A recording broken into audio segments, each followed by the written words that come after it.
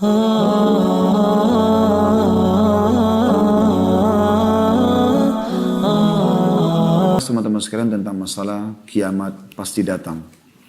Banyak di antara manusia yang terus saja lalai dengan masalah ini. Mereka coba, tanda kutip ya, membodohi diri sendiri atau membohongi diri sendiri dengan fenomena yang ada di sekitarnya.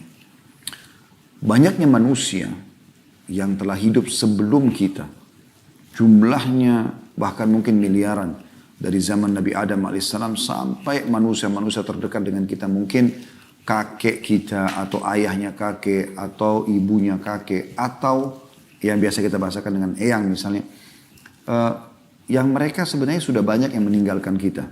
Kemana mereka semuanya? Jawaban sederhana, ke kuburan. Apakah kuburan itu hanya sekedar tanah dan batu nisan? Itu jawabannya jelas bagi orang beriman, tentu tidak. Itu adalah alam barzah. Allah subhanahu wa ta'ala menyebutkan dalam Al-Quran, dalam surah At-Takatsur, A'udzu billahi minasyaitonir rajim, alhaakumut takatsur hatta zurtumul maqabir. Kalian terus sibuk mengumpulkan harta dunia, ya, prestasi dunia, dan kalian lupa padahal kalian akan menziarahi atau akan mendatangi kuburan itu. Kalla sawfa ta'lamun, kalian pada saat itu akan mengetahui ternyata di situ ada kehidupan. Tsumma kalla sawfa ta'lamun, kalian pasti akan mengetahui ada kehidupan di sana. Ya. Jadi jelas bagaimana bagi seorang muslim ada jawaban, ada kehidupan di sana. Bukan hanya sekedar batu nisan dan tanah. Banyak sekali hadis menjelaskan masalah itu. Di antaranya adalah pada saat Nabi SAW selesai mengubur jenazah seorang sahabat, maka beliau pun SAW mengatakan, sesungguhnya orang mukmin kalau meninggal dunia, maka akan datang kepadanya 3 sosok malaikat.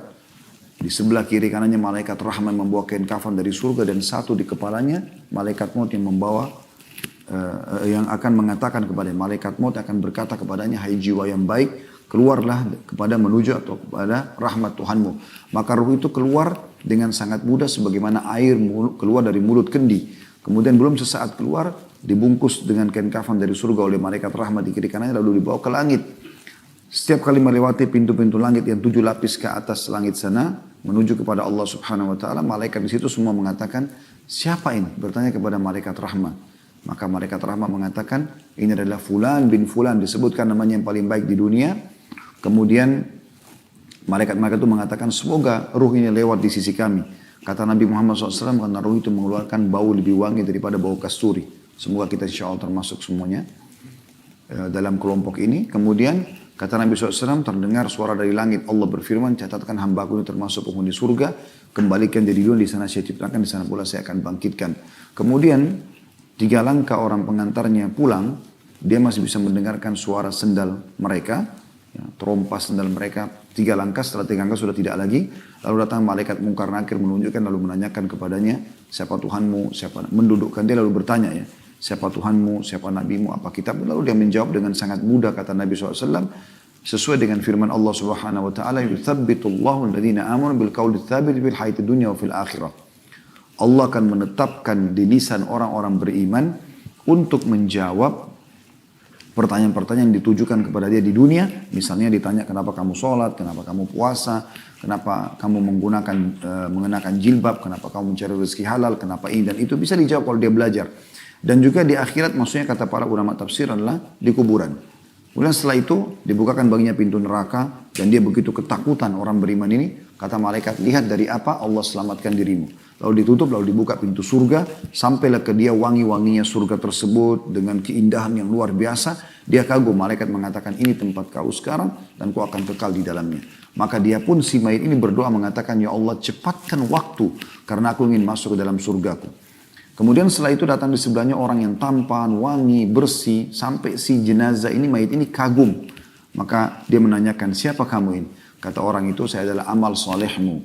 Sholat bapak ibu, ya, puasa, sedekah, zakat, bakti sama orang tua, jenguk orang sakit, dan segala macam perbuatan kebaikan akan berbentuk makhluk yang sangat indah di kuburan.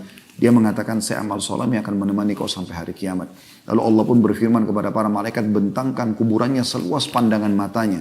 Dan juga tebarkan, ya, sampaikan ke dia permadaninya dari surga. Sehingga dia merasakan atau bisa melihat surga tersebut setiap harinya, setiap saat. Maka jadilah kuburannya taman dari taman surga. walaupun dia belum masuk ke dalam surga tersebut.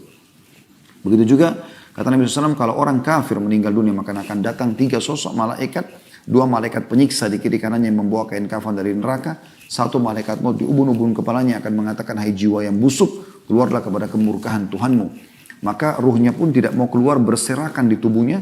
Kata Nabi SAW, lalu malaikat menarik dengan keras, ibaratnya seperti bulu domba yang dibasahkan, dililitkan di pohon berduri, kemudian ditarik dengan keras sehingga berantakanlah bulu domba tersebut. Kemudian ya, ditangkap oleh malaikat penyiksa di kiri kanannya membawa kain kafan dari neraka, lalu membungkusnya, kemudian membawanya ke langit. Baru di langit pertama saja para malaikat sudah menolak menerima ruh ini sambil menanyakan kepada malaikat penyiksa, siapa ruh ini? Maka disebutkan nama yang terburuknya di dunia, Fulan bin Fulan. Lalu para malaikat mengatakan, semoga tidak lewat di sisi kami, karena sungguhnya ruh itu kata Nabi SAW mengeluarkan bau busuk, lebih busuk daripada bau bangkai. Wa na'udzubillah, semoga Allah selamatkan kita dari kelompok ini. Kemudian terdengar Allah mengatakan, catatkan hambaku ini termasuk penghuni neraka, kembalikan dari dunia, di sana saya ciptakan, di sana pula saya akan bangkitkan. Sama tadi kasusnya, dimasukkan ke dalam kuburan ruhnya, kemudian 3 langkah mereka pulang, para pengantar masih didengarkan trompa senjata, setelah itu sudah tidak lagi, lalu Mungkar Nakir datang mendudukkan dia lalu menanyakan, siapa Tuhanmu, siapa Nabimu, apa kitabmu, maka dia hanya mengatakan, saya tidak tahu, saya cuma ikut-ikut dulu orang bilang apa. Jadi walaupun dia hafal apa yang harus diucapkan, tidak bisa diucapkan oleh orang seperti ini. Lalu kemudian dibukakan baginya pintu surga, dan dia melihat keindahannya, lalu dia kagum, kata malaikat, lihat dari apa kau haramkan dirimu. Harusnya kau bisa masuk ke sini, tapi kau sendiri yang tidak mau. Ditutup lalu dibuka pintu neraka, dia mendengarkan suara gemuruhnya, lutupan-lutupannya, luar biasa menakutkan. Ya. Maka malaikat mengatakan, ini tempat kau sekarang dan kau akan kekal di situ. Maka dia pun berdoa mengatakan, ya Allah jangan kau cepatkan waktu, karena aku tidak ingin ke nerakaku. Lalu datang di sebelahnya orang yang sangat buruk tampangnya, menakutkan, bau badannya busuk, sampai dia ketakutan. Lalu dia mengatakan, siapa kamu ini? Orang itu mengatakan, saya amal burukmu yang akan menemani kau sampai hari kiamat nanti. Kemudian Allah mengutus kepadanya malaikat yang tidak punya pendengaran dan penglihatan yang membawa sebuah besi, yang kalau besi itu seluruh jin dan manusia bersatu untuk membalikkan, maka mereka tidak akan mampu. Dihantamkanlah ke kepala orang ini, sehingga dia hancur lebur. Ya, kemudian diutuhkan kembali, terus begitu sampai menjelang hari kiamat. Riwayat yang kedua, dua-duanya riwayat Bukhari, berbunyi, kata Nabi SAW, maka dinding kuburannya akan menjepit tubuhnya sampai tulang rusuknya seperti ini.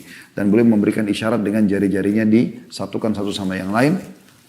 Kemudian hancurlah dia, lalu kemudian diutuhkan kembali. Seperti itu. Dan sebagian ulama mengatakan, menggabungkan kedua riwayat ini mengatakan, dia dipukul sambil dijepit. Begitu terus sampai hari kiamat, maka kata Nabi SAW dalam penutupan hadis, jadilah kuburannya lubang dari lubang neraka. Jadi seperti itu keadaan yang digambarkan oleh baginda Nabi SAW. Dan kita bisa lihat hampir setiap hari ada saja jenazah. Ya. Bahkan ulama mengatakan termasuk tanda-tanda kiamat bagi seseorang. Ya. Tanda-tanda kematian dia menuju kepada hari kiamat, hari pembangkitan. Dan hari hisab tentang amal-amal yang dilakukan baik ataupun buruk. Sehingga dia menuju kepada kehidupan abadinya surga atau neraka. Adalah lahirnya generasi.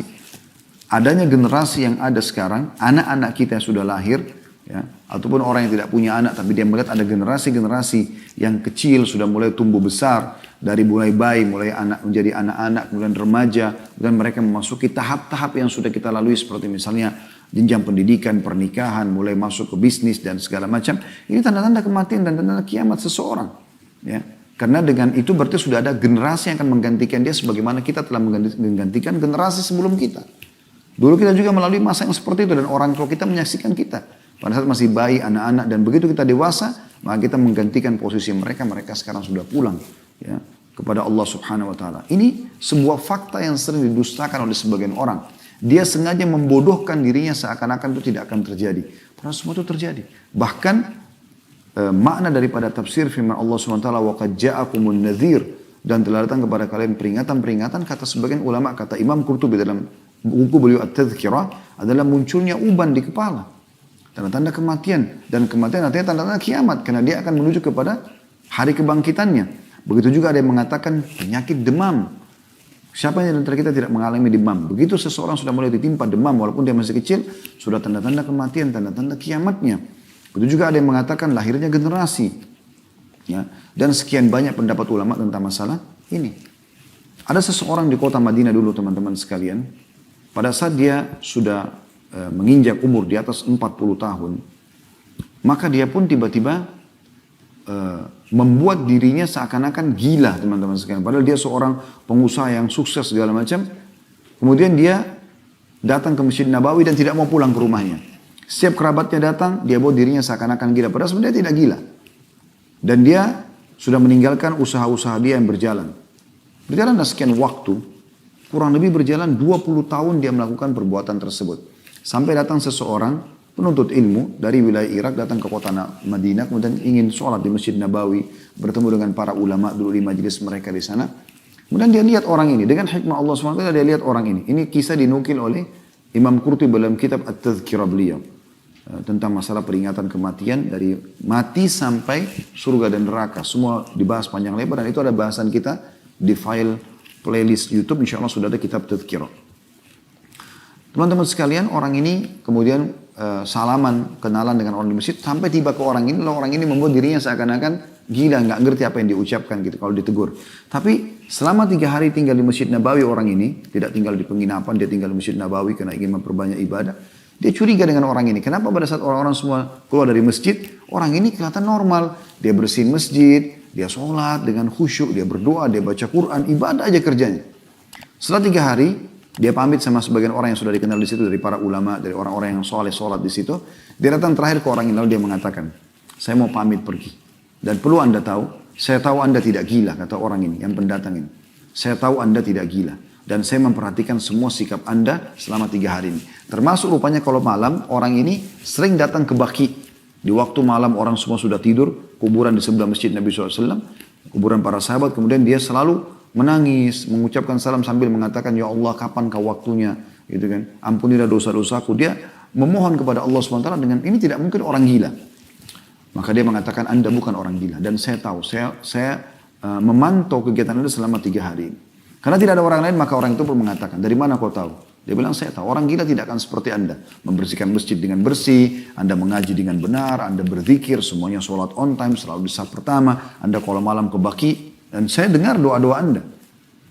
Maka orang itu pun mengatakan, benar. Lalu anak muda ini bertanya, tolong sampaikan kepada saya, kenapa Anda lakukan ini? Dia bilang sekitar 20 tahun yang lalu, saya melihat di jenggot saya ada tumbuh rambut atau jenggot yang berwarna putih. Waktu saya sedang bercermin, maka pada saat itu tiba-tiba saya berpikir, kalau ini adalah peringatan dari Allah Subhanahu wa taala, sampai kapan saya akan sibuk dengan dunia ini? Maka dia pun mengatakan, saya ambil inisiatif agar saya tidak terganggu, toh juga ahli waris saya sudah bisa jalankan usaha-usaha saya ingin fokus ibadah di Masjid Nabawi sampai ajal saya datang. Maka dia bilang, saya pun melakukan perbuatan seperti ini. Jadi subhanallah, ada orang-orang yang sadar dan engah, maka mereka tahu akan hari kembali kepada Allah itu, teman-teman. Jadi jangan selalu bodohin diri kita.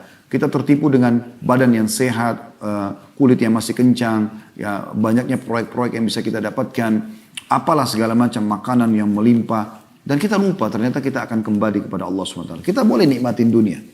Karena Allah SWT memerintahkan dalam surah Al-Qasas, surah nomor 28 ayat 77, A'udzubillahi minasyaitonir rajim, wabtaghi fima ataqallahu daral akhirah wa la tansa nasibaka minad dunya wa ahsin kama ahsanallahu ilaik. Yang artinya, kejarlah apa yang Allah janjikan di akhirat sana, sholat, puasa, zakat, semua ibadah-ibadah kerjakan tujuannya untuk akhirat. Dan jangan lupa bagianmu dari dunia. Kita boleh pakai mobil yang bagus, kita punya rumah yang bagus, kita punya pakaian yang bagus, makanan yang sehat, kita berolahraga. Kita boleh nikmatin pemandangan yang indah yang tidak ada unsur haramnya, tapi bukan menjadi tujuan utama. Dia hanya sekedar untuk lebih menambah ya, keimanan kita kepada Allah SWT. Kita punya rumah untuk kita bersyukur, kita punya mobil untuk kita bersyukur. Karena kata Nabi SAW, Inna Allah yuhibbun yara athara ni'ami ala abdi. Allah suka melihat bekas nikmatnya pada hambanya. Tapi jangan sampai kita tidak kenal yang namanya haram dalam pendapatan tersebut. Kita jadikan sebagai target utama. Orang-orang beriman subhanallah, apapun yang luput dari dunia ini tidak penting bagi mereka. Bahkan bagi mereka lebih mahal mereka ketinggalan sholat subuh ya, daripada dunia dan seluruh isinya. Lebih mahal mereka ketinggalan 2 rakaat sholat duha, 2 rakaat sholat malam daripada mereka ketinggalan dunia dan seluruh isinya. Bagi mereka dunia itu sangat kecil. Makanya para tabi'in mengatakan, kami menemukan kaum, maksudnya para sahabat, yang tidak ada nilainya dunia di sisi mereka kecuali hanya seperti, atau bahkan lebih ringan ya, daripada sebelah sayapnya lalat. Artinya tidak penting bagi mereka hilangnya dunia. Yang penting jangan mereka kehilangan ibadahnya. Mereka sangat memahami sabda Nabi SAW. Rak'atai fajr khairu minad dunya wa ma fiha. 2 rakaat sunnatul fajr lebih baik daripada dunia dan seluruh isinya. Kurang dari 3 menit kita sholat 2 rakaat sebelum sholat subuh. Al-Fatih dengan Al-Kafirun, dengan Al-Fatih dengan Al-Ikhlas di rakaat pertama dan rakaat kedua. Itu lebih baik daripada dunia dan seluruh isinya. Bagi orang beriman justru akhirat adalah target utamanya. Dunia tidak boleh ditinggalkan. Tapi bukan menjadi target utama. Ini perlu difahami teman-teman sekalian. Kita harus tahu ada hari kembali. Bagaimana Allah subhanahu wa ta'ala memerintahkan kita membaca surah Al-Fatihah. Di setiap sholat. Di sholat wajib kita bisa baca 17 kali. Belum sholat sunnahnya. Bisa puluhan kali kita membaca surah Al-Fatihah. Apa salah satu potongan ayatnya? Maliki yaumiddin. Tuhan Raja pemilik hari pembalasan. Ada dijelaskan masalah hal tersebut. Dalam surah Al-Baqarah, surah Al-Imran, surah An-Nisa, surah Al-Ma'idah, surah Al-An'am. Surah-surah berurutan semua umumnya banyak disinggung tentang masalah hari kiamat. Ya. Surah Al-A'raf tentang sebuah tempat yang orang belum jelas statusnya apakah ke surga atau ke neraka. Nanti akhirnya mereka akan ke surga juga karena ya, amal mereka masih berimbang antara baik sama buruk. Kemudian juga banyak Allah sebutkan dalam surah At-Taubah, surah Yunus, surah Hud, Yusuf, Ar-Ra'd. Banyak surah-surah ini menjelaskan tentang masalah hari kiamat. Nanti akan kita lebih fokus membaca beberapa ayat insya Allah dalam surah Al-Hajj untuk membuktikan bagaimana Allah memastikan kiamat itu memang benar-benar akan terjadi. Namun ada surah-surah yang jelas Allah pakai namanya sebagai hari kiamat. Contoh misalnya Allah subhanahu wa ta'ala sebutkan di dalam surah Al-Qiyamah. Ya. Allah subhanahu wa ta'ala menamakan memang surah Al-Qiyamah. Dan itu Bapak Ibu bisa baca dalam Al-Quran. Ya. Tepatnya surah Al-Qiyamah itu berada di surah nomor 75. Allah SWT sebutkan memang surah Al-Qiyamah. Begitu juga Allah Subhanahu Wa Taala menyebutkan surah At-Takwir. Ya, surah nomor 81. Masalah langit akan digulung nanti pada hari kiamat. Ya. Kemudian bagaimana surah juga dijelaskan dalam surah Al-Ghashiyah. Surah nomor 88. Al-Ghashiyah artinya hari pembalasan. Bagaimana juga Allah subhanahu wa ta'ala sebutkan dalam surah Al-Zalzalah. Surah nomor 99. Tentang guncangan yang sangat besar yang akan terjadi nanti pada hari kiamat nanti. Kemudian juga Allah sebutkan di surah nomor 101. Surah Al-Qari'ah. Tentang hari kebangkitan, hari kiamat. Ini juga Allah subhanahu wa ta'ala sebutkan tentang masalah hari kiamat tersebut. Jadi ada memang surah-surah yang Allah subhanahu wa ta'ala sebutkan tentang kepastian kiamat itu akan terjadi. Tapi saya akan coba fokus teman-teman, saya berharap teman-teman bisa membuka ya, aplikasi Al-Qur'annya. Kita akan coba baca surah Al-Hajj. Karena dalam surah ini, ya, di ayat-ayat pertamanya, bagaimana Allah subhanahu wa ta'ala memastikan kalau kiamat itu akan terjadi. Ya. Kita akan coba insya Allah baca dan buka teman-teman sekalian surah Al-Hajj. Saya akan bacakan, teman-teman bisa baca atau bisa ikutin paling tidak. Kita lihat bagaimana Allah subhanahu wa ta'ala menggambarkan tentang hari kiamat itu. A'udzu billahi minasyaitonir rajim. Ini surahnya, surah nomor 22, ada 78 ayat. Tapi saya akan baca sekitar 8 atau 9 ayat pertama saja yang berhubungan dengan kiamat ini secara langsung. Ayat pertamanya Allah subhanahu wa ta'ala langsung mengingatkan dengan sangat tegas. A'udzu billahi minasyaitonir rajim. Bismillahirrahmanirrahim. Ya ayuhan nasu taqu rabbakum. Inna zalzalatas sa'ati syai'un azim. Hai sekalian manusia. Di sini kalau Allah panggil hai manusia, mau orang beriman atau orang kafir, semua diingatkan oleh Allah SWT. Beda kalau Allah mengatakan ya ayyuhalladzina aman, hai orang beriman, khusus orang beriman yang dipanggil. Di sini Allah mengatakan ya ayyuhan nas, hai sekalian manusia, semuanya harus menyadari masalah ini. Bertakwalah kepada Tuhanmu. Makna bertakwa, patulah yang diperintahkan kerjakan, yang halal nikmati, yang dilarang tinggalkan. Sesungguhnya kegoncangan hari kiamat itu adalah suatu kejadian yang sangat besar. Dalam kurung, dahsyat. Sangat besar. Maknanya jangan tunggu itu terjadi, baru kamu menyesal.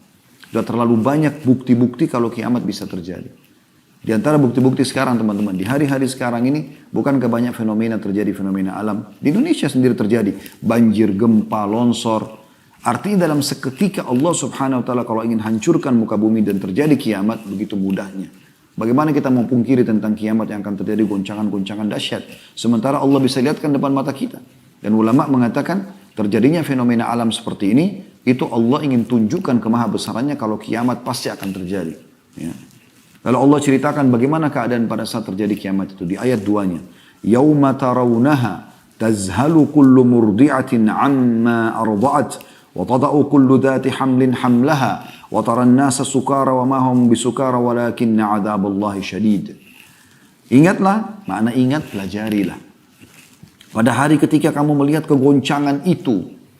Jadi pelajari sebelum kamu hadapi nanti, karena itu berat. Pelajari dengan cara seperti ini, contoh kita pelajari misalnya. Lalainya semua manusia yang menyusui anaknya dari anak yang disusuinya. Pada hari itu nanti, kalau ada perempuan menyusui, dia akan lempar anaknya. Dia tidak mau lagi memegang anaknya, saking dahsyatnya keadaan pada saat itu. Dan kita tahu, mungkin ibu-ibu lebih tahu daripada kami tentunya, dan bagaimana kalau sedang menyusui anak dan anak lagi lapar. Mungkin walaupun akan diserang oleh musuh, ibu itu tidak akan mencabut anaknya. Karena sayangnya luar biasa. Tapi di hari kiamat, dia akan lepaskan ya, anak susuannya tersebut. Dan gugurlah kandungan segala wanita yang hamil. Kalau ada yang hamil, tiba-tiba keguguran. Karena dahsyatnya pada saat itu. Dan kamu lihat manusia dalam keadaan mabuk. Padahal sebenarnya mereka tidak mabuk. Akan tetapi semua itu sebabnya adalah azab Allah sangat keras. Depan mata mereka neraka dengan gemuruh suaranya yang sangat besar.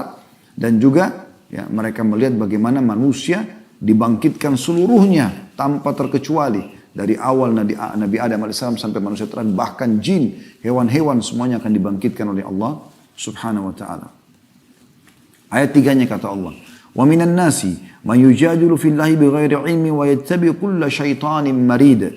Dia sayangnya di antara manusia ada orang-orang yang membantah tentang Allah tanpa ilmu pengetahuan. Gak ada kiamat itu. Apa itu surga neraka? Membantah tanpa ilmu dan mengikuti setiap syaitan yang jahat yang membuat dia supaya mungkiri masalah kiamat itu. Ayat 4-nya. Kutiba alaihi annahu man tawallahu fa annahu yudhilluhu wa yahdihi ila adzabis sa'ir. Dan telah ditetapkan terhadap syaitan tersebut yang membisikkan manusia agar jauh dari syariat Allah, agar lalai dengan akhirat. Bahwasanya ditetapkan syaitan itu barang siapa yang berkawan dengan dia, mendengarkan bisikannya, maka dia akan menyesatkannya dan membawanya ke azab neraka. Lalu Allah terangkan dalam ayat yang panjang, ayat 5-nya, tentang masalah kepastian kiamat terjadi. Ya ayyuhan nasu in kuntum fi raibin minal ba'thi fa inna khalaqnakum min turabin thumma min nutfatin thumma min alaqah thumma min alaqatin thumma min mudghatin mukhallaqatin wa ghairi mukhallaqatin linubayyina lakum wa nukhirru fil arhami ma nasha'u ila ajalin musamman thumma nukhrijukum tifla thumma nukhrijukum tiflan thumma litablughu ashuddakum wa minkum man yutawaffa wa minkum man yuraddu ila ardhalil umri likay la ya'lama min ba'di ilmin syai'a wa taral arda hamidatan fa idza anzalna 'alayha al-ma'a ihtazzat wa rabat wa ambatat min kulli zawjin bahij.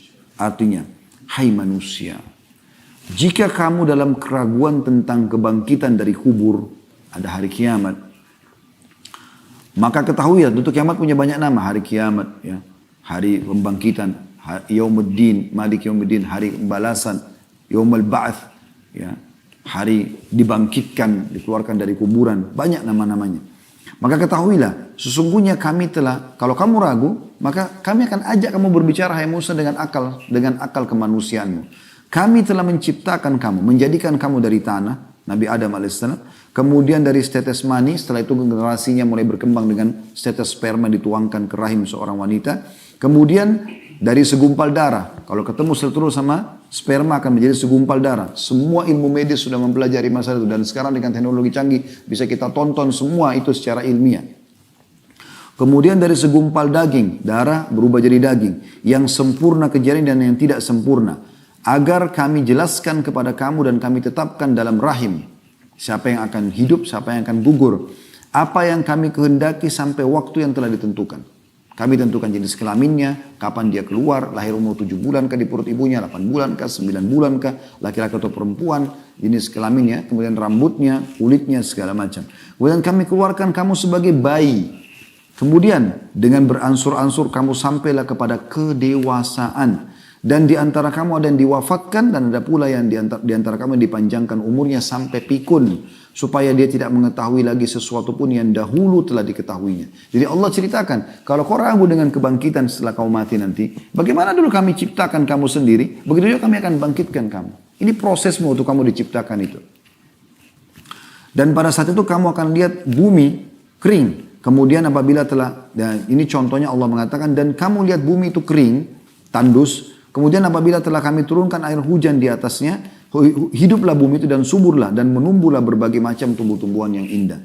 Artinya, begitulah kami bangkitkan kalian. Tadinya orang sudah mati, masuk ke tanah, kering, jadi tulang belulang. Bagaimana tanah tandus pun kami turunkan hujan, lalu kemudian jadi subur, tumbuh-tumbuhan, begitu juga kami akan bangkitkan kalian. Ayat 6-nya. Dzalika bi anna Allah huwal haqq wa annahu yuhyil mauta wa annahu ala kulli syai'in qadir. Yang demikian itu karena sungguhnya Allah dialah yang hak dan sungguhnya dialah yang menghidupkan segala yang mati dan sungguhnya Allah Maha Kuasa atas segala sesuatu. Sehebat apapun kita teman-teman, kita akan kembali kepada Allah Subhanahu wa taala.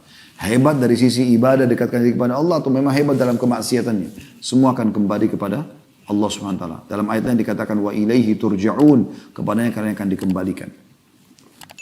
Di ayat 7-nya, wa anna as-sa'ata atiyatun la raiba fiha wa anna Allah yab'atsu man fil qubur. Dan sungguhnya benar-benar hari kiamat itu pasti datang. Ini sebab kita namakan judul kita kiamat pasti datang dari potongan ayat ini. Allah mengatakan dan sungguhnya hari kiamat pastilah datang. Tidak ada keraguan kepadanya. Dan bahwasanya Allah membangkitkan semua orang yang ada di dalam kubur. Ya.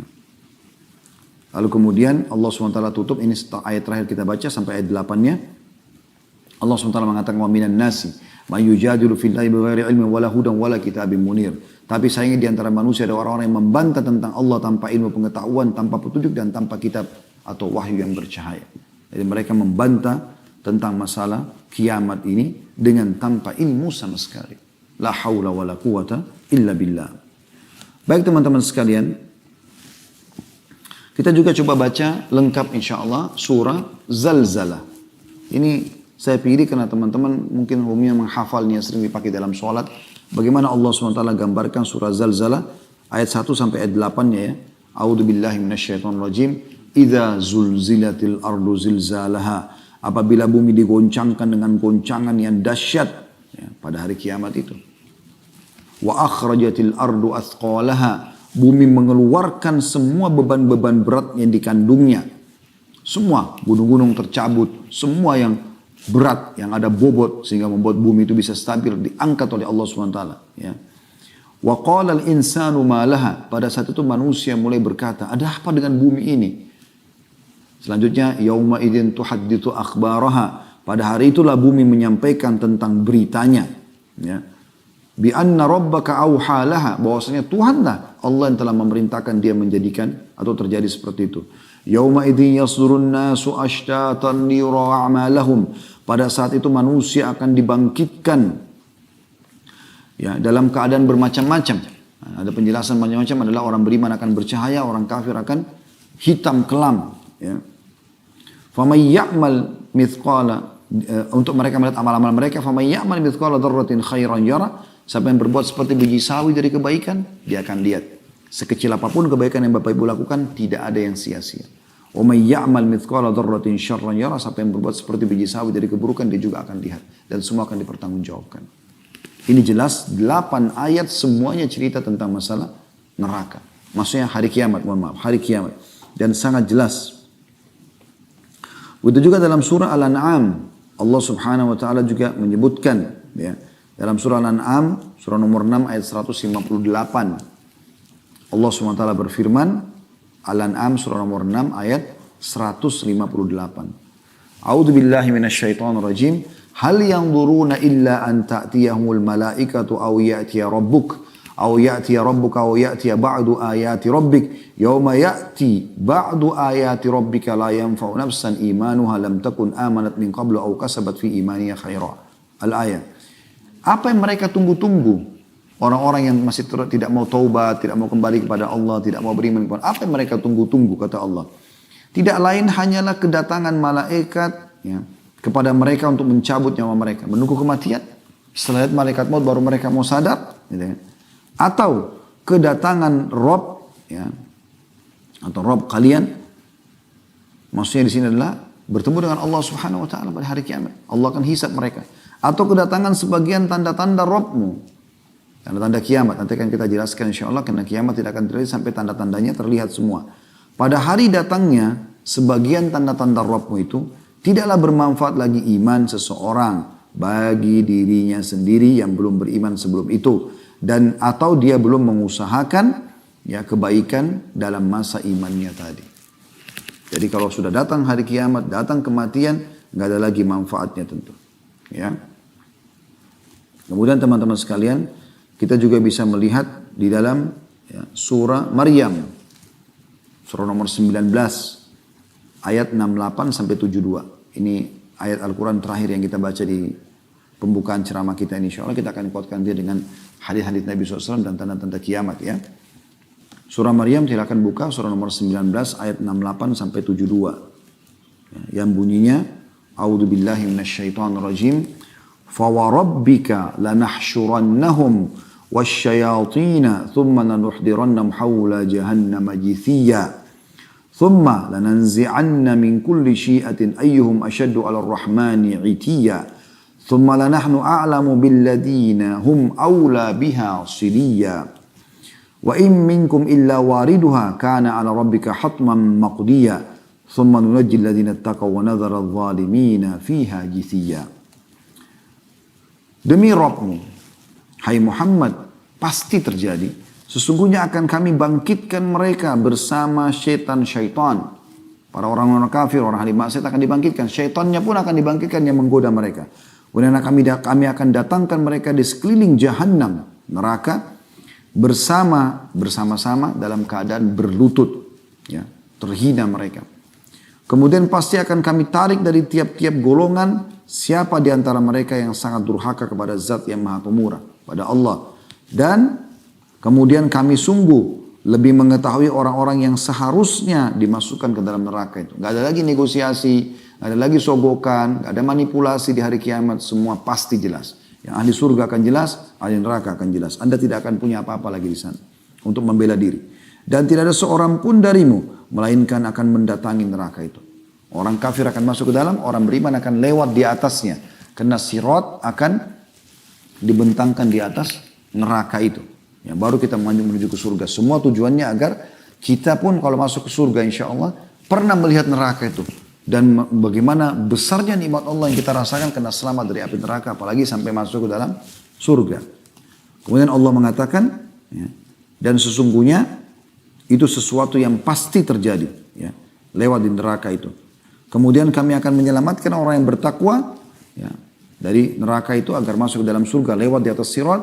Dan kami akan tinggalkan orang-orang zalim dalam keadaan berlutut atau terhina. Ya. Jadi ini jelas sekali bagaimana Allah SWT menggambarkan masalah itu. Beruntunglah teman-teman sekalian kalau kita engah mengambil dan memahaminya. Apalagi ini masuk dalam salah satu dari 6 rukun iman kita. Selain iman kepada Allah, iman kepada malaikat, iman kepada kitab kita, para rasul-rasul, hari kiamat. Dan juga ya, qadha atau takdir baik dan takdir buruk.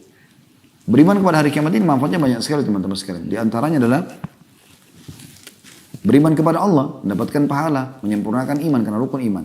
Yang kedua, dia akan menenteramkan hati seseorang di dunia ini. Ya, tidak ada orang yang tertimpa musibah, lalu dia ingat akan terjadi kiamat. Misalnya dia ditipu orang, dia kena penyakit kronis. Tapi kalau dia ingat akhirat, ternyata di sana ada kehidupan abadi. Karena orang dibangkitkan nanti hari kiamat, nggak ada lagi teman-teman orang tua, anak-anak, nggak ada lagi. Dia dibangkitkan dalam kondisi semuanya dewasa. Kata Nabi SAW, seluruh orang dibangkitkan pada hari kiamat dengan gambar poster Adam. Ya, 60 siku ke langit, semuanya ahli surga, ahli neraka. Tapi ahli neraka pada saat dimasukkan nanti ada yang lebih membesar tubuhnya untuk menambah siksaan bagi mereka. Ya, teman-teman bisa ikutin di kajian kita di sore hari sebentar hari Senin. Dan beberapa kajian sebelumnya tentang masalah neraka. Sudah kita bahas panjang lebar masalah itu ya. Tapi ahli surga mereka akan setinggi Nabi Adam alaihissalam, tidak bertambah ya, dari itu. Dan umur mereka 33 tahun. Gak lebih sehari, gak kurang sehari. Sampai dalam hadis yang lain kata Nabi SAW, tidak ada orang yang meninggal. Bayi ataupun sudah sangat tua. Bayi mungkin baru 2-3 hari umurnya meninggal. Atau orang sudah sangat tua 100 tahun, 150 tahun, 200 tahun umurnya meninggal dunia, kecuali akan dibangkitkan 33 tahun. Jadi tidak ada lagi anak-anak, tidak ada bayi, tidak ada orang dewasa. Dan tidak ada juga lagi, kata Nabi SAW, orang kalau masuk ke dalam surga, tidak ada lagi sakit. Ya. Tidak ada beringus, tidak ada meludah, kata Nabi SAW, tidak ada buang air besar, tidak ada buang air kecil. Orang ahli surga tidak akan rusak pakaiannya, tidak akan habis masa mudanya. Tidak ada WC di surga itu. Tidak butuh orang kamar mandi. Kata Nabi SAW, semua makanan minuman yang tidak dibutuhkan oleh tubuh mereka akan keluar dalam bentuk keringat yang lebih wangi dari bau kasturi. Semua kehidupan yang berbeda, ya, abadi selamanya. Dan kita sedang menuju ke sana. Allah Subhanahu Wa Taala menciptakan kedua orang tua kita yang mulia, Adam dan Hawa alaihi wassalatu wassalam, itu untuk di surga. Kemudian mereka diturunkan untuk bertugas di dunia, kemudian kembali lagi ke surga. Kita ini adalah anak-anak surga, harusnya kita kembali ke surga. Tapi Allah SWT berikan syarat, harus patuh kepada Allah. Siapa yang membangkang selama di dunia, yang Allah berikan umur yang terbatas, maka dia akan masuk ke neraka dan Allah sudah gambarkan neraka. Apa kata Nabi Muhammad SAW dalam hadis sahih? Tidak ada sesuatu yang kalian butuhkan untuk masuk ke dalam surga dan selamat dari neraka kecuali sudah dijelaskan kepada kalian. Jadi jelas, kata Nabi SAW juga, kalian semua akan masuk surga kecuali orang yang aba, menolak. Kata para sahabat, ya Rasulullah, siapa yang nolak itu ya Rasulullah? Kata Nabi SAW, man ata'ani dakhalal jannah. Siapa yang patuh kepada aku akan masuk surga. Wa man asani dakhalan nar. Siapa yang durhaka maka akan masuk dalam api neraka. Ya. Jadi kiamat ini teman-teman sesuatu yang pasti datang. Harus kita punya persiapan. Pernah ada sahabat bertanya dalam hadis Bukhari Muslim, ya Rasulullah, siapakah orang mukmin yang paling cerdas? Kata Nabi SAW, orang yang paling banyak mengingat kematian akhirat dan punya persiapan yang cukup untuk itu. Itu orang mukmin yang paling cerdas. Ya. Jadi orang yang luar biasa adalah orang yang punya tahu itu. Tetap di dunia dia berpakai pakaian yang bagus, dia punya kendaraan yang bagus, dia cari rezeki yang halal, rumah yang bagus, dia biaya keluarganya maksimal. Tapi dia tidak, semua itu dibawa untuk menuju ke akhirat sana. Bagaimana para salafus salih, mereka pada saat bersedekah, lalu kemudian mereka dibawa sedekahnya itu oleh orang-orang miskin. Mereka tersenyum gembira sambil berkata kepada orang di sekitarnya, lihatlah orang-orang ini membawa amal-amal kami, ketimbangan amal kami pada hari kiamat tanpa diupah sedikit pun. Mungkin sebagian orang yang masih berpikiran kapitalis, bukan berpikiran Islam, dia akan berpikir kalau dia keluarkan sesuatu dia berikan pada orang, sebenarnya dia sedang memberikan keuntungan pada orang tersebut. Sebenarnya tidak. Karena orang itu cuma menghabiskan untuk urusan dunia. Beri makanan, pakaian, selesai. Tapi nilai itu bagi kita yang bersedekah tidak akan hilang. Kita akan temukan. Bahkan dilipat gandakan menjadi 10 kali lipat dan kelipatan-kelipatan yang banyak. Tergantung daripada kadar keikhlasan seseorang. Jadi orang beriman tahu. Beriman tentang akhirat ini akan membawa orang lebih tenang melalui dunia. Semua masalah akan jadi kecil. Semua juga nikmat akan kita limpahkan dan kita habiskan sebagai tanda syukur kepada Allah yang juga akan kita harapkan membawa ke akhirat sana. Kemudian teman-teman sekalian, kiamat ini sudah terlalu banyak tanda-tandanya dan memang Nabi SAW menjelaskan akan terjadi tanda-tanda. Ulama membagi ada tanda-tanda kecil, ada tanda-tanda besar. Tanda-tanda kecil ada yang sudah terjadi, ada yang sedang terjadi, ada yang belum terjadi. Tanda-tanda kiamat besar belum terjadi semuanya. Ya. Tapi ini semua teman-teman akan pasti terjadi sebelum terjadinya kiamat yang besar. Ya. Tanda-tanda kiamat kecil yang sudah terjadi adalah sabda Nabi SAW, hitunglah kiamat itu termasuk lahirnya aku, diutusnya aku, dan meninggalnya aku. Tiga-tiga sudah terjadi. Nabi SAW sudah lahir, sudah diutus, dan sudah meninggal dunia. Kemudian beliau sebutkan juga termasuk tersebarnya taun amwas. Ya. Virus taun. Yang ini terjadi di zaman Umar bin Khattab radhiyallahu anhu yang banyak sahabat juga terbunuh dengan virus ini, gitu kan? Dibebaskannya Palestina di zaman Umar bin Khattab juga terjadi. Ya. Ini semua sudah terjadi tanda-tanda kiamat ini. Jadi cukup banyak yang sudah terjadi. Bahkan Nabi SAW menjelaskan ya kalau kaum muslimin akan membuka wilayah Hira dan memang sudah berhasil juga ya dibebaskannya. Islam akan membebaskan Konstantinia atau Konstantinopel, Turki, Istanbul ya. Itu juga sudah terjadi di tahun 1439 Masehi di zaman Sultan Muhammad Murad Al-Fatih rahimahumullah. Sudah terjadi gitu. Jadi banyak yang sudah terjadi. Ya. Tentu ada juga yang lain saya tidak jelaskan semuanya karena cukup panjang bahasan. Tidak mungkin dalam sejam. Anda bisa kembali ke kajian kami tentang hari kiamat cukup banyak. Di antaranya bedah buku Minhajul Muslim ya. Di bab tentang beriman kepada hari kemudian. Kemudian ada juga yang sedang terjadi.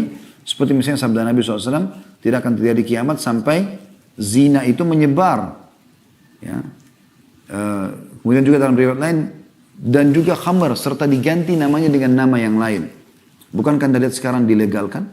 Ya. diskotik, bar, karaoke dengan lampu-lampu yang terang, mendapatkan izin, mereka bebas melakukan semua itu.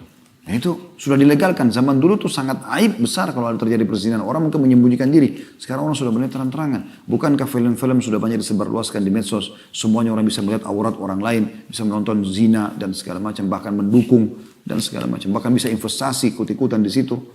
Itu kan sudah merajalela. Khamar digantikan namanya. Sekarang kan digabung khamar yang bersaudara sama zina. Pasti dia paket biasanya. Setelah mabuk zina. Atau zina dengan mabuk. Ini dua hal yang sulit dipisahkan. Seperti kembar gitu ya. Dan dosa ini rata-rata ya, seperti bersaudara. Memanggil satu sama yang lain. Kalau sudah melakukan ini akan terjadi, ini akan terjadi. Ini. Terus begitu. Tapi dua hal ini selalu ada. Anda lihat relevansinya. Diskotik, ada khamar, ada wanita. Yang menawarkan jasa untuk zina. Karaoke pasti ada wanitanya, gitu kan? Yang menawarkan begini. Tempat-tempat bar dan segala macam ini sama. Maka ini kayak satu paket teman-teman sekalian. Dan ini sudah disebutkan oleh Nabi SAW. Diubah sekarang menjadi julukan atau judul hiburan. Jadi bukan lagi dikatakan perzinahan. Hiburan. Sehingga akhirnya tidak masalah orang pakai jilbab pun untuk masuk di sana. Ya, laki-laki yang soleh pun masuk di sana dan segala macam hal. Allah musta'an. Ini termasuk tanda-tanda kiamat yang sudah nyata. Tanda-tanda hari kiamat juga kata Nabi SAW, ya, bahwasanya banyaknya laki-laki menyerupai perempuan, perempuan menyerupai laki-laki. Bukankah di zaman kita seperti itu? Bahkan di zaman kita ini, ya, semoga Allah selamatkan kita, di beberapa negara dilegalkan pernikahan sesama jenis. Di Indonesia pun pada mau ikut-ikutan. Ya, diangkat LGBT dan segala macam, diangkat itu sebuah kebebasan publik. Padahal melawan fitrah. Allah sudah hancurkan kaum Lut karena mereka homoseksual.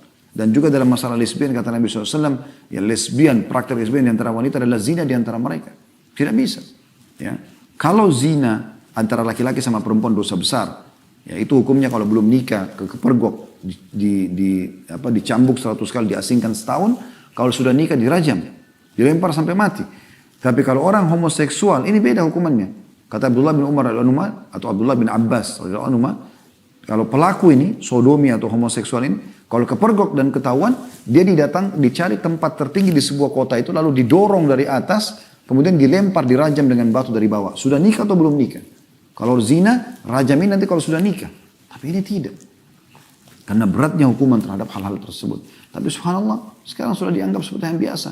Bahkan sudah biasa orang, dianggap biasa sekali orang itu pacaran, pinggir jalan, pegang-pegangan, bukan halal suami istri, ciuman. Bahkan mereka berzina. Ya, di tempat-tempat umum, di kebun-kebun dan segala macam. Dan lebih parah kadang-kadang melakukannya di kuburan.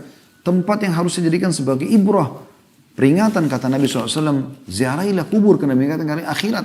Mereka malah melakukan kemaksiatan di tempat-tempat haram seperti ini. Atau tempat-tempat yang harusnya dimuliakan, maka mereka lakukan perbuatan haram di situ.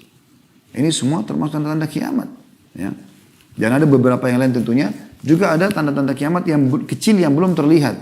Seperti kata Nabi SAW, tidak akan terjadi kiamat sampai kalian melihat dari sungai Furat keluar gunung emas. Walaupun sudah ada tanda-tanda yang terlihat di sebagian informasi yang ada di zaman kita sekarang.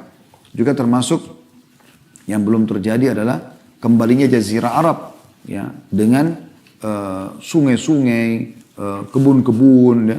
Sekarang kan yang kita tahu Jazirah Arab, termasuk Saudi terutama sekarang adalah banyak padang pasir.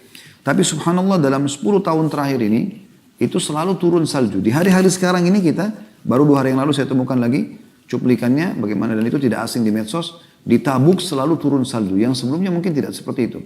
Dan sampai dijadikan sebagai bahan khutbah Jumat oleh para imam-imam haram, bagaimana memperingatkan masalah ini. Kalau salju itu pada saat dia cair, dia akan membawa air yang sangat banyak, dan itu bisa membuat subur. Dan beberapa titik Jazirah Arab sudah mulai kelihatan hijau. Dalam subhanallah 2-3 hari saja hujan, maka kita lihat padang pasir itu berubah menjadi hijau. Saya saksikan sendiri beberapa kali seperti itu ya. Maka ini termasuk tanda-tanda kiamat yang sudah nyata sebenarnya. Termasuk ada malhamah kubra atau peperangan terjadi antara umat Islam dengan Bani Asfar, ya orang-orang non-Muslim. Ya, dan pada saat itulah terakhir tanda-tanda hari kiamat karena di penutupan hadis tanda-tanda kiamat kecil maksudnya. Kata Nabi SAW pada saat muslimin sudah sampai ke Rum. Rum ini Allahu alam di mana posisinya, tapi kata Nabi SAW pasukan muslim akan sampai ke Rum. Dan pada saat itu iblis akan berubah menjadi manusia lalu mengatakan kepada kaum muslimin kalau Dajjal telah keluar di tengah-tengah kalian. Maka pada saat itu umat Islam umumnya sudah tahu itu tanda-tanda kiamat besar. Kalau Dajjal keluar, mereka pun bubar, mereka kembali kepada atau ke kota-kota dan negara mereka masing-masing. Pada saat mereka kembali ternyata mereka baru sadar itu berita bohong. Dan di saat itulah betul Dajjal akan keluar kata Nabi SAW. Maka keluarlah tanda-tanda kiamat besar. Dan tanda-tanda kiamat besar ini dikumpulkan oleh atau dikumpulkan dalam sebuah hadis yang sahih. Ada 10 hadis riwayat Imam Ahmad. Kata Nabi SAW, Inna sa'ata la takunu hatta takuna 10 ayat. Sebenarnya kiamat yang besar sekali, ya, hidupnya sangkakala, kemudian hancurnya semua planet-planet bertabrakan, semua akan hilang, ya, dan tersisa hanya Allah Subhanahu Wa Taala dan yang Allah inginkan dari surga dan penghuninya, dari bidadari, bidadara, pelayan semua itu mereka tuntut yang Allah inginkan itu semua mungkin, ya, karena Allah mengatakan dalam ayat nanti akan kita bacakan ayatnya pada saat hidup sangkakala, maka semua yang di langit dan di bumi akan meninggal, hancur, kecuali yang Allah inginkan. 10 tanda-tanda itu disebutkan. Yang pertama adalah khasfun bil masyrik, wa khasfun bil maghrib, wa khasfun bi jaziratil Arab. Tentu di sini sebagian ulama mengatakan dalam hadis ini bukan urutannya, ya, tapi disebutkan secara acak oleh Nabi SAW. Nah, urutannya sebagian ulama mendahulukan Dajjal. Di sini disebutkan Dajjal yang ketiga. Di sini terjadi adalah 3 tanda kiamat sekaligus. Terjadinya longsor besar di daerah timur bumi ini atau timur Jazirah Arab. Timurnya berarti Asia kita, ya. Dari Irak, Iran, Rusia, Afghanistan sampai ke bawah Indonesia ini itu dikenal dengan timur Jazirah Arab. Kemudian akan terjadi longsor di barat Jazirah Arab, Afrika, benua yang besar. Kemudian juga akan terjadi longsor besar di Jazirah Arab. Ini 3. Longsor ini kata sebagian ulama sudah tidak bisa lagi ditutup karena besarnya. Kemudian yang keempat disebutkan dalam hadis ini, tapi sekali lagi bukan urutannya, ya. Nah, karena dijelaskan oleh para ulama ada urutan sendiri. Kemudian dukhan, keluarnya kabut yang sangat besar. Ya, kabut yang sangat besar yang menutupi mayoritas bumi ini. Kemudian disebutkan yang kelima adalah Dajjal, keluarnya Dajjal. Nah, akan kita jelaskan insyaAllah satu persatu poin ini biidnillahi ta'ala, mudah-mudahan ada waktu, ya. Kemudian yang keenam adalah Dabbatul Ard, keluarnya hewan melata di muka bumi, hewan tapi bisa bicara dengan bahasa manusia. Nanti juga akan kita jelaskan insyaAllah. Kemudian yang ketujuh adalah Ya'juj dan Ma'juj, keluarnya Ya'juj dan Ma'juj, ya. Ini adalah 2 suku dari anak Adam yang diceritakan dalam surah Al-Kahfi, dan Anda dianjurkan baca setiap malam Jumat atau hari Jumat surah Al-Kahfi dan mengenang kisah mereka. Bagaimana Raja Dzulkarnain itu menutup atau menyembunyikan mereka bukan menyembunyikan sebenarnya, lebih menghalang mereka di sisi sebuah gunung yang ditutup dengan beberapa besi yang dicairkan, ditaburi dengan cairan timah cair, ya, sehingga menguatkan gunung tersebut dan tidak bisa ditembus oleh Ya'juj Ma'juj, tapi mereka akan keluar nanti di akhir zaman nanti. Yang kedelapan tulu'us syams min maghribiha, keluarnya terbitnya matahari dari tempat terbenamnya. Sekarang terbit dari timur, kalau terbenam di barat, nanti akan terbalik di hari kiamat itu, menjelang hari kiamat. Ya, kemudian yang kesembilan adalah narun takhruju min ka'ril adan, ya. Tamurrun nasu wa tazulu tarhalun nas, sampai situ, ya. Artinya api yang akan keluar dari pusat kota Aden. Kota Aden ada di Yaman, yang akan menggiring manusia. Dan yang ke-10 antara adalah nuzul Isa ibnu Maryam, ya, keluarnya atau turunnya Nabi Isa alaihissalam dari langit nanti akan memimpin di muka bumi. Baik teman-teman, ini kurang lebih, ya, sebutan secara acak, tapi kalau ulama coba menyusun sesuai dengan riwayat-riwayat yang ada, maka mereka menyebutkan yang pertama dari 10 adalah keluarnya Dajjal. Karena disebutkan dalam hadis tentang peperangan muslimin dengan Bani Asfar atau orang-orang non-muslim, ya, yang besar-besaran nanti perang besar. Bahkan kata Nabi SAW, karena akan melawan mereka dan mereka dibawa 80 bendera. Jadi sangat besar sekali perang tersebut, dan umat Islam akan memenangkan peperangan. Pada saat mereka tiba di Rum, maka syaitan menjelma jadi manusia, lalu mengingatkan Islam kalau Dajjal telah keluar di tengah-tengah mereka. Maka mereka pun kembali, itu tanda-tanda kiamat kecil terakhir. Ternyata Dajjal belum keluar, tapi pada saat itu Dajjal akan keluar. Dajjal diambil dari kata-kata Dajjala yang berarti kekacauan, dan dia adalah dari anak Adam. Nabi SAW sebutkan cirinya cukup banyak, saya ringkaskan karena lihat waktu. Dahinya lebar dan rambutnya keriting, ya, kemudian dia memiliki kulit yang agak cenderung kepada gelap, ya, memiliki dada dan pundak yang lebar, dan dia memiliki mata yang rusak. ya, sebelah kanannya. Kata Nabi SAW, ketahuilah Dajjal memiliki mata yang rusak dan Tuhan kalian tidak rusak matanya, ya, karena dia akan mengaku sebagai Tuhan. Lalu Nabi SAW sebutkan dalam sebuah hadis, Dajjal akan keluar di tengah-tengah kalian, maka dia akan tinggal selama 40 hari. Maka 40 hari dalam riwayat dikatakan seharinya seperti setahun, seharinya seperti sebulan, seharinya seperti sepekan, hari-hari sisanya seperti hari-hari kalian. Jadi kalau setahun berarti 1 tahun. Ya, kita pegang misalnya lafaz Nabi SAW secara zahirnya begitu. Setahunnya kan 40 hari. Kalau kita kurangi 1 hari berarti sisa 39 hari. Setahun, hari keduanya seperti sebulan. Itu sudah setahun sebulan. Hari ketiganya seperti sepekan. Berarti setahun, sebulan, sepekan. Kalau dikurangi 3 hari dari 40 hari, sisa 37 hari. Ini sebulan sepekan tepatnya. Ya, 37 hari. Berarti setahun, 2 bulan, 2 pekan, dia akan membuat kerusakan di muka bumi. Lalu kata Nabi SAW, tidak ada tempat pun di muka bumi kecuali dia akan lalui. Dan orang-orang yang dilewatin wilayahnya, ya, yang beriman padanya maka wilayahnya akan subur, mengaku dia sebagai Tuhan. Yang tidak mengaku dia sebagai Tuhan maka akan, ya, sulit, peceklik, akan susah hidup mereka. Ya. Dajjal terus saja mengelilingi muka bumi kecuali Mekah dan Madinah. Dia tidak bisa masuk. Kata Nabi SAW, dia akan tiba di Madinah dan dia akan mengajak pengikutnya naik ke atas sebuah gunung. Lalu dia menunjuk ke arah masjid Nabi SAW sekarang sambil mengatakan, apakah kalian lihat istana putih itu? Dan subhanallah di hari-hari kita sekarang Masjid Nabawi seperti istana putih. Kata Nabi SAW, kata Dajjal, dia mengatakan, apa kalian lihat istana putih itu? Kata mereka, iya. Kata Dajjal, itulah istana Muhammad yang aku tidak diizinkan untuk masuk ke dalamnya. Maka Dajjal tidak bisa masuk di Madinah. Dan ini kisah cukup panjang. Intinya, dia menyentakkan kakinya di sekitar kota Madinah, lalu terjadi gempa, keluarlah semua orang munafik dari kota Madinah menjadi pengikutnya. Sampai nanti akhirnya setelah selesai semua, tertinggal orang beriman, keluar seorang anak muda dari Madinah, lalu Dajjal menangkapnya, sambil mengatakan, aku adalah Tuhanmu. Maka anak muda itu mengatakan, kau adalah Dajjal. Karena Nabi SAW mengatakan semua orang mukmin akan bisa membaca di dahinya tertulis kafara atau kufur. Dan tahu kalau ini adalah Dajjal. Maka anak muda itu mengatakan, kau adalah Dajjal yang Nabi SAW sudah sampaikan kepada kami. Maka Dajjal mengambil gergaji, kata Nabi SAW, lalu meletakkan di tengah-tengah kepalanya, lalu membelah 2 badan orang itu sampai kemaluannya. Kemudian, ya, dia melewati tengah-tengahnya sambil mengatakan, hiduplah. Maka bergabung kembali badan anak muda tersebut. Semua pengikutnya bersorak-sorak. Lalu kata Nabi SAW, dia bertanya lagi, apakah kau sudah akui aku sebagai Tuhanmu? Dia tanya anak muda itu. Anak muda itu mengatakan, aku tidak bertambah kecuali keimanan kalau kau adalah Dajjal. Maka setelah itu kata Nabi SAW, Dajjal coba membunuhnya, tidak mampu atau tidak bisa lagi membunuhnya. Tapi ada beberapa wilayah yang dia lewatin dan dia berhasil. Dia berhasil. Di antaranya adalah, ya, dia lewat dalam satu riwayat sahih dikatakan dia lewatin sebuah wilayah lalu dia datangi pemimpin wilayah tersebut. Entah presiden, raja, kepala suku, intinya wilayah itu dilewatin. Lalu dia mengatakan kepada pemimpin wilayah itu, saya adalah Tuhanmu. Orang itu mengatakan, kau manusia biasa seperti saya, dari mana buktinya? Dia mengatakan, bagaimana kalau saya hidupkan kedua orang tuamu? Kata pemimpin wilayah itu, oke, kalau kau hidupkan maka saya akui kau sebagai Tuhan. Maka setelah itu pun, ya, Dajjal mengatakan, tunjukkan di mana kuburannya. Begitu ditunjukkan, lalu Dajjal mengatakan, keluarlah. Lalu keluarlah kedua orang tuanya, pemimpin wilayah tersebut, ibu dan ayahnya, kemudian berkata kepada anaknya, ya, berimanlah kepadanya karena dia adalah Tuhanmu. Nah setelah itu pemimpin wilayah itu pun beriman pada Dajjal, mengakui Dajjal sebagai Tuhan, lalu semua wilayah mengikuti pengiman kepada Dajjal.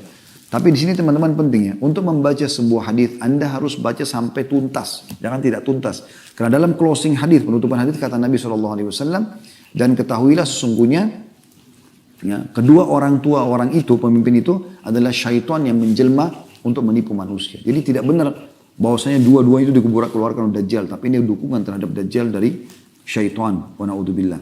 Ya, kemudian setelah itu Allah SWT turunkan Nabi Isa, ya, untuk membunuh Dajjal pada saat itu. Keluarlah Dajjal, Nabi Isa AS turun, kata Nabi SAW, pada saat keluar seseorang dari keturunanku bernama Mahdi, atau namanya seperti namaku Muhammad bin Abdullah, kemudian membawa pasukan ke masjid Menara Putih di negeri Syam.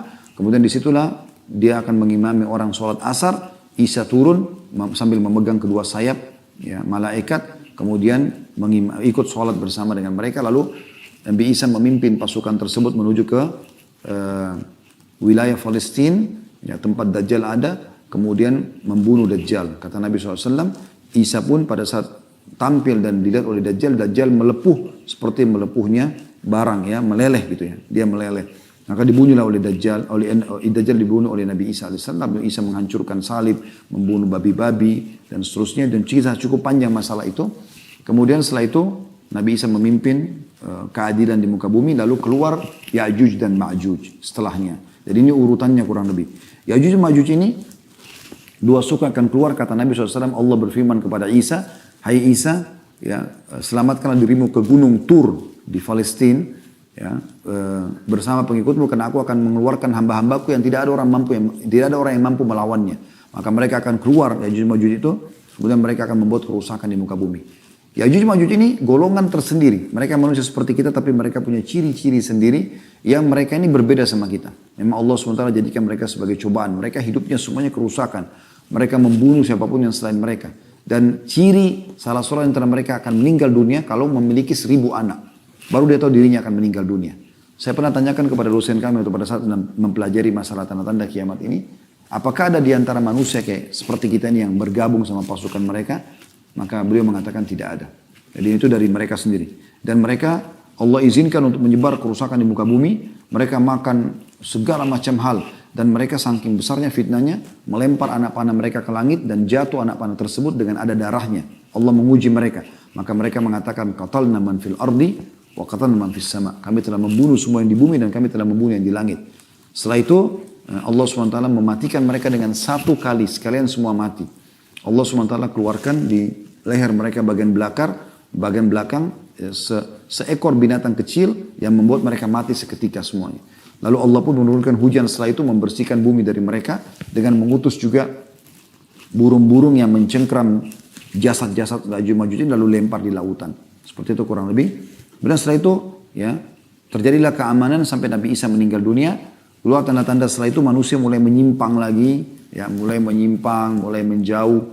Maka keluarlah tanda-tanda ya, yang selanjutnya, yang keempat yaitu keluarnya dabbah, keluarlah hewan. Ya, hewan melata yang bisa berbicara, yang membawa cap, kata Nabi SAW, mengingatkan manusia agar mereka jangan sampai melanggar hukum Allah. Lalu dicaplah siapa yang beriman dan siapa yang kafir pada saat itu. Kemudian setelah itu keluarlah kabut, ya, yang mengumuni muka bumi ini. Itu yang kelima. Kemudian yang keenam, 7, 8 terjadi longsor besar, gitu ya, di 3 tempat, Jazirah Arab tadi di timurnya dan di baratnya. Kemudian yang kesembilan, keluarnya api dari wilayah Aden. Dan sekarang ini di kota Aden sendiri di Yaman itu sudah ada tanda-tanda, ada beberapa titik wilayah yang memang sulit sekali orang hidup di atasnya karena panas sekali. Ditemukan ada api yang sangat besar, apakah itu gunung berapi atau sejenisnya. Yang jelas itu kuasa Allah SWT, tanda kiamat. Yang terakhir adalah terbitnya matahari dari barat, ya. Dan ini pada saat itu kata Nabi SAW, Allah akan menerima taubat hambanya selama belum terbit matahari dari barat. Ini tanda-tanda kiamat yang kurang lebih disebutkan yang terakhir, teman-teman sekalian. Baik, saya ingin sebenarnya kalau bahas masalah kiamat ini sangat panjang lebar, tapi saya ingin titik beratkan teman-teman sekalian 2 buah hadis yang lain atau 3 buah hadis tentang Nabi SAW. Kemudian coba kita closing dengan sedikit peringatan masalah keimanan, apa yang harus kita lakukan, teman-teman sekalian.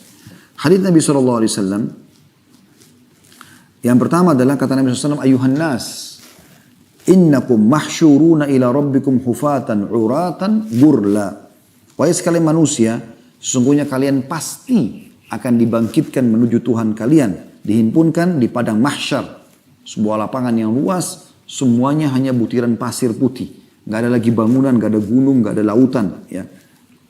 Di hadapan Rabb kalian dalam keadaan telanjang kaki, telanjang badan dan tidak bersunat, dibangkitkan dari kuburan. Tapi tentu nanti dalam hadis lain dijelaskan, kata Nabi SAW, awal yang akan dibukakan tanah sehingga dibangkitkan adalah aku. Ya, kemudian awal yang diberikan pakaian adalah Ibrahim alaihissalam. Jadi nanti orang-orang akan diberikan pakaian orang beriman dengan pakaian-pakaian yang bercahaya, orang-orang kafir dengan pakaian yang dari terra yang panas, api, dan terlihatlah perbedaan antara kedua kelompok ini tentunya. Ya. Kemudian kata Nabi SAW, ketahuilah bahwa sesungguhnya orang pertama yang diberi pakaian adalah Ibrahim AS, dan ketahuilah bahwa sesungguhnya nanti akan didatangkan beberapa orang dari umatku, lalu mereka diseret, ya, ke sebelah kiri. Ala wa inna awwal al-khalqi yuksa Ibrahim AS, ala wa innahu sayuja'u birijal min ummati fayu'khadu bihim dhatat shimal. Fa'akulu, maka aku pun berkata, ya Rabbi, ashabi, wahai Tuhanku, itulah sahabat-sahabatku, aku sempat melihat mereka, mereka sempat beriman di masa aku hidup. Fayaqulu innaka la tadri ma ahdatsu ba'dak. Maka dikatakan kepada Nabi SAW, sesungguhnya tidak, ya, engkau tidak tahu apa yang mereka lakukan setelah engkau meninggal dunia.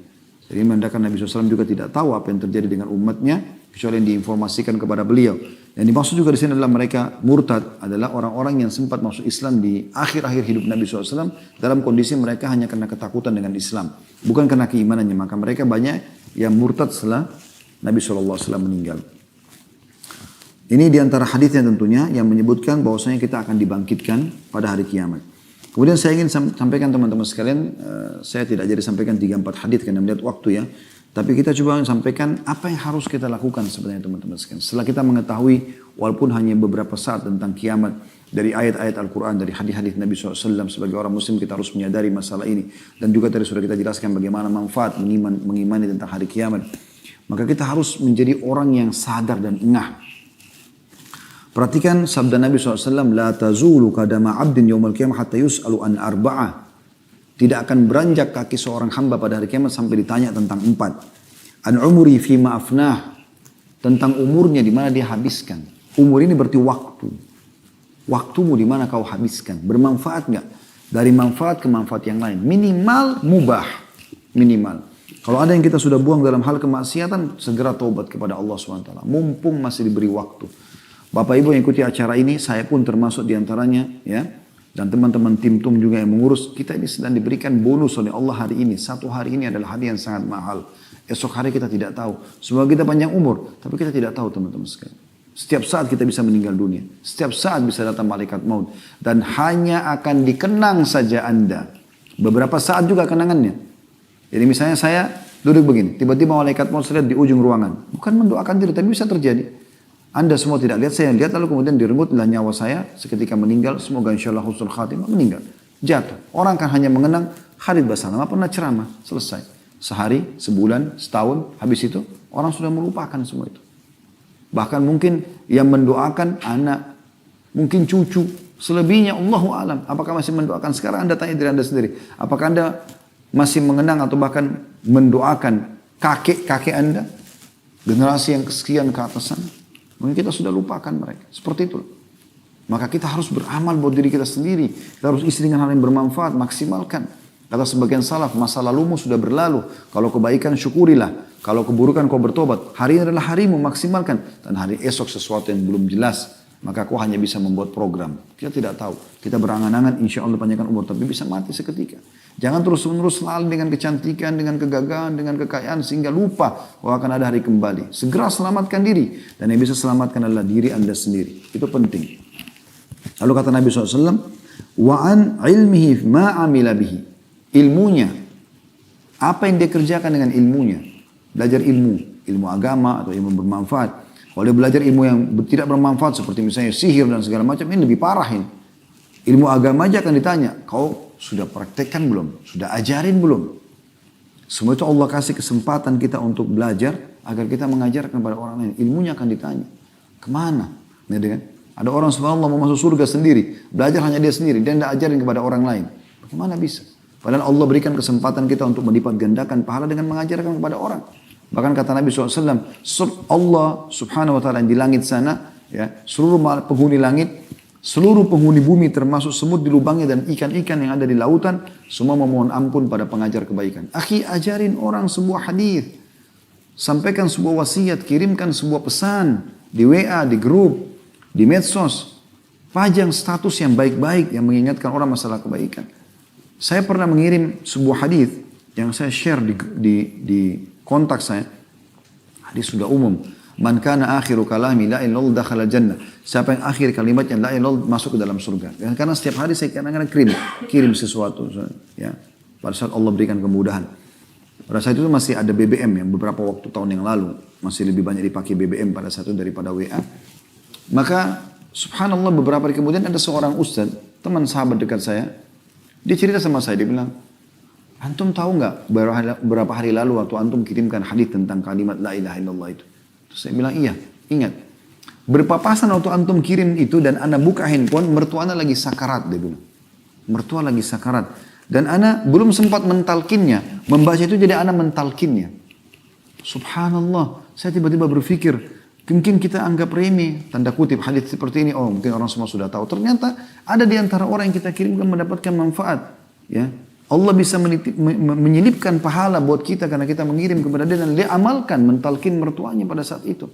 Mungkin dengan itu Allah selamatkan ke surga. Jangan pernah anggap remeh sebuah kebaikan.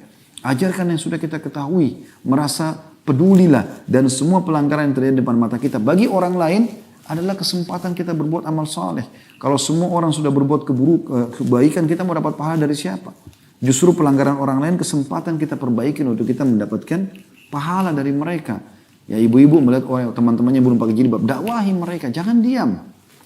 Belum punya ilmunya, baca.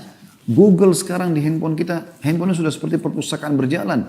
Tinggal Anda baca, tinggal ketik, ya, keutamaan menutup aurat atau ancaman membuka aurat misalnya. Anda bisa pelajari semua itu. Ya. Ini hal yang luar biasa yang harus kita lakukan. Dakwahi orang-orang yang belum faham masalah sholat dan yang lainnya.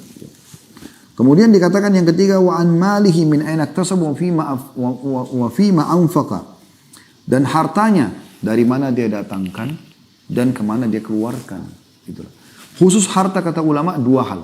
Sumbernya dari mana, dikeluarkan kemana. Ini penting untuk digarisbawahi. Karena kita semua umumnya mencari rezeki dari Allah, di jalan Allah Subhanahu Wa Taala.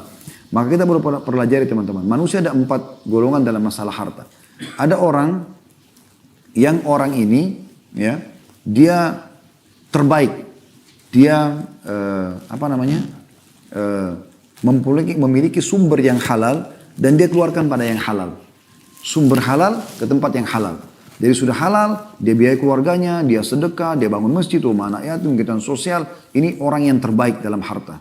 Ini yang kata Nabi SAW, nikma malus saleh fi yadi abdis saleh. Sebaik-baik harta yang saleh, yang halal, di tangan orang yang saleh. Kemudian yang kedua adalah orang yang sumbernya halal, tapi dikeluarkan pada yang haram.